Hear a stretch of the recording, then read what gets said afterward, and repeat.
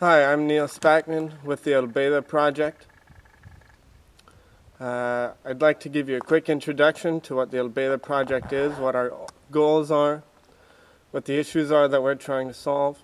And then I hope that you will, as I add more videos, I hope that you'll follow and you'll be able to see our successes and our failures, the tools we're using, so that you can get a good idea of what we're about and how we're going about it. Al-Baydha is a region about 50 kilometers south of Mecca in the Kingdom of Saudi Arabia. It's a mountainous desert region populated by tribes of settled Bedou, who were the traditional nomads of Saudi Arabia. About 30 years ago, it was Saudi government policy to settle the nomadic people here. And so this is one region where some tribes were settled about 30 years ago. So they were no longer nomadic. They didn't chase the rain and go from spot to spot to feed their herds. They're now here in one place. But their practices have not changed very much. The basis for all their economic activity is trees, because they're shepherds first. They have goats and sheep and camels. And that's the basis of their economic life and a large part of their cultural life as well. So the animals eat the trees, and then their second main economic activity is chopping down wood and selling it in Mecca to be made into charcoal. Because they're in one spot now, there's been massive degradation of the landscape and large-scale deforestation. In fact, this area used to be a forest, and now the trees are being cut down or eaten away very quickly. As that has happened, the people have had to turn to supplementation for their flocks. So currently they buy imported barley and imported straw to feed their animals. If they continue to go on this way, at some point it will no longer be profitable for them to keep their animals. They'll have to buy more barley and more hay than it's worth as the deforestation continues.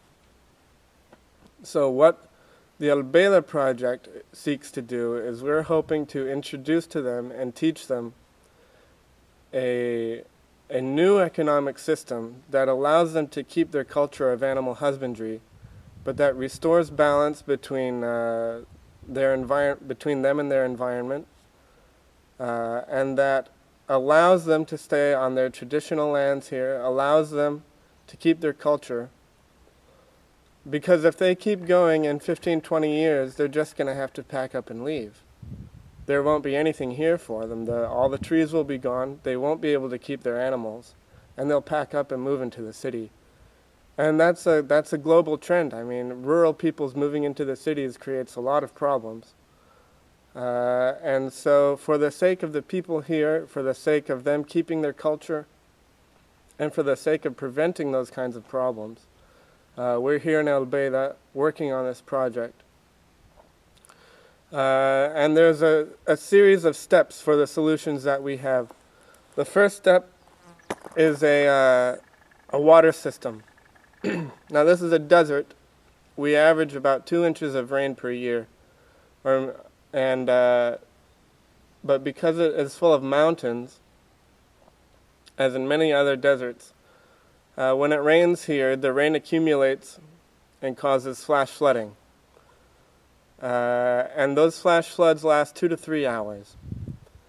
So the people see a lot of water rush by them, but they don't benefit from it. Even though the rain is comparatively small, it accumulates in the mountains and creates these massive flash floods that are very destructive.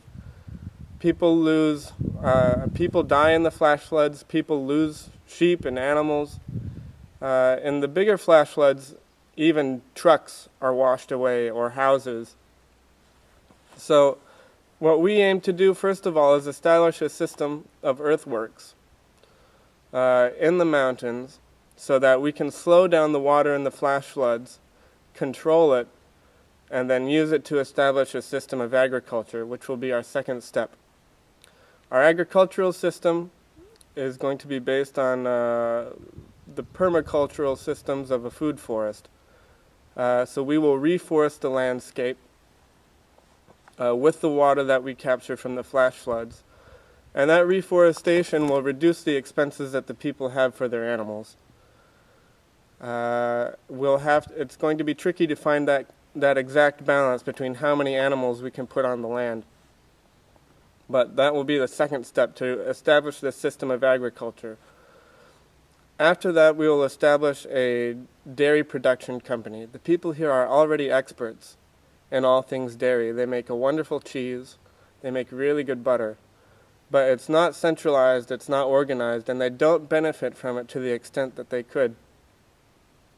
So our dairy company, or our dairy production facility, will centralize those efforts when, with marketing and with good branding, they'll be able to sell those products for much more than they sell them now. And that will be a new economic system for them, where they can sell these products from their goats, which they already know. I mean, they're experts in this. But those goats will be sustained by a system of agriculture and a system of water that is new to them and that we're introducing. So I hope that you follow the rest of our videos. I'm going to introduce our water system, our agricultural system, show you how we're doing this. And I hope that you can learn from it and benefit from it and maybe even support us.